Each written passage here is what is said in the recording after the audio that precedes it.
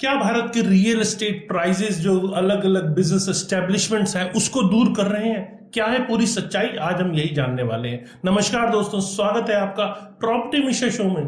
मैं आपका वो खास ठिकाना जहां हम रियल एस्टेट की हर छोटी बड़ी जानकारी को आसान और कोशिश करते हैं मजेदार तरीके से आपको समझाएं।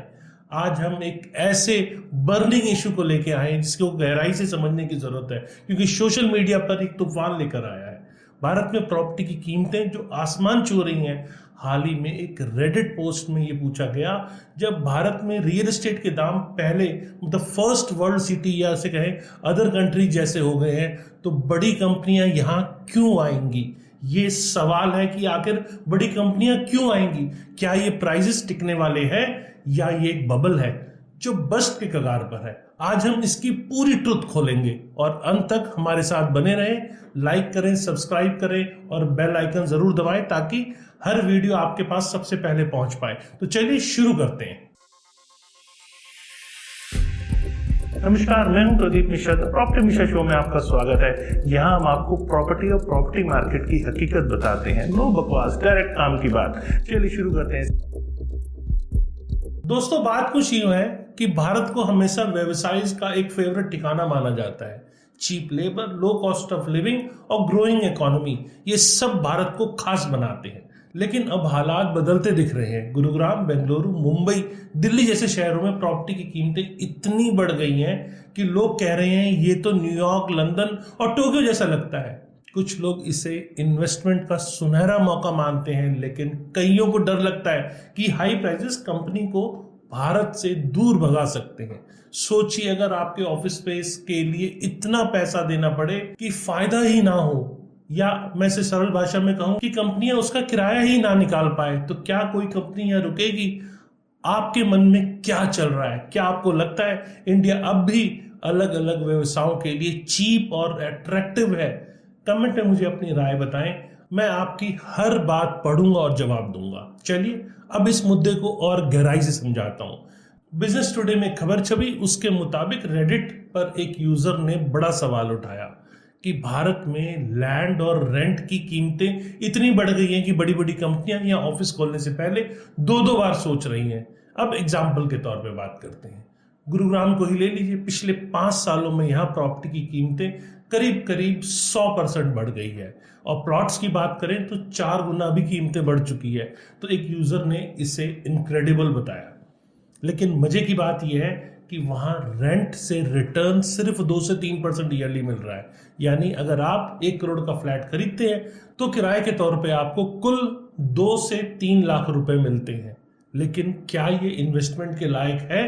दूसरी तरफ बेंगलुरु का एग्जांपल देता हूं। वहां थोड़े हालात बेहतर हैं, वहीं कीमतें भी बढ़ी हैं, लेकिन किराया अभी भी 4 से 5% है। मतलब 1 करोड़ की इन्वेस्टमेंट के ऊपर अभी भी आपको 4 से 5 लाख रुपए मिलता है। तो ये थोड़ा सा बैलेंस लगता है। अब एक मजेदार सवाल आपके लिए, अगर आप एक बिजनेसमैन ओनर होते तो क्या गुरुग्राम में ऑफिस खोलते जहां कीमतें आसमान पर है, या बेंगलुरु में जहां ग्रोथ और रिटर्न में कहीं हद तक बैलेंस दिख रहा है? कमेंट में मुझे अपनी पसंद बताएं और ये भी लिखें आपका फैसला क्यों सही है।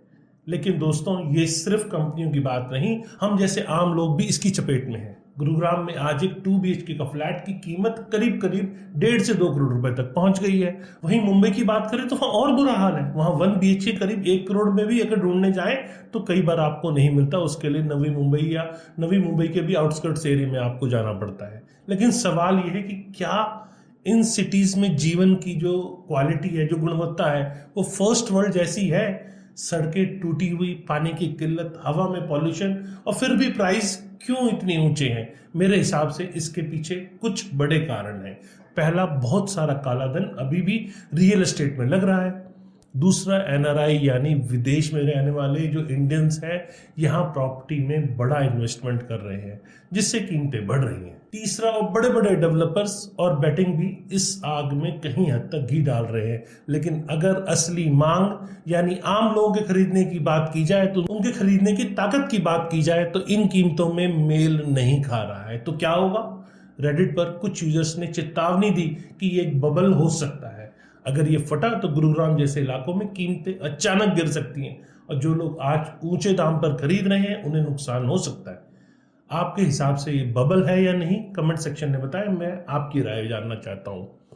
अब एक और चौंकाने वाली बात, रेडिट पर कुछ यूजर लिख रहे हैं कि इंडिया में घर खरीदने की बजाय विदेश में प्रॉपर्टी लेना चाहते हैं। मिसाल के तौर पे अगर मैं बात करूं तो थाईलैंड में आप 1 करोड़ में समुद्र के किनारे एक शानदार विला ले सकते हैं। दुबई में भी आप 1 करोड़ में एक अच्छा आपको अपार्टमेंट मिल सकता है। शायद 2 BHK नहीं मिलेगा लेकिन 1 BHK मिल सकता है, जहां टैक्स कम है और लाइफस्टाइल लोग बताते हैं कि बेहतर है।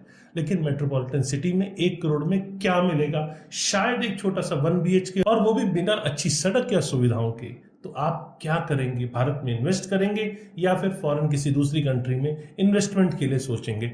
कमेंट में मुझे अपनी राय यहाँ पर भी आपकी बताने की जरूरत है, और साथ में ये भी लिखें कि आपका आखिर क्या प्लान है। मेरा मानना है कि ये बड़ी कीमतें लंबे वक्त तक टिकना मुश्किल है। अगर बड़ी कंपनियां इंडिया छोड़ के वियतनाम, इंडोनेशिया, फिलीपींस जैसे सस्ते देशों में चली गई तो यहाँ ऑफिस स्पेस की डिमांड कम हो सकती है, और अगर डिमांड घटी तो प्राइसेस भी नीचे आ सकते हैं। लेकिन दूसरी तरफ सरकार भी रियल एस्टेट को बढ़ावा दे रही है। डेवलपर्स को टैक्स में छूट, होम लोन की सस्ती ब्याज दरें और स्मार्ट सिटी जैसे प्रोजेक्ट, ये सब इस बबल को अभी कुछ वक्त तक और जिंदा रख सकते हैं। तो क्या होगा? क्या ये प्राइसेस और बढ़ेंगे या जल्दी ही टूटेंगे? आप अपनी राय मुझे अपनी कमेंट सेक्शन में बताएं।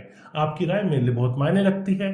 अब अगर आप आज प्रॉपर्टी खरीदने की सोच रहे हैं तो आप क्या अभी खरीदेंगे या कीमत गिरने का इंतजार करेंगे? ये फैसला आसान नहीं है, लेकिन आपकी सोच क्या है ये बहुत इंपॉर्टेंट है, क्योंकि सिचुएशन में आपके सामने सारी एज इट इज रख रहा हूं।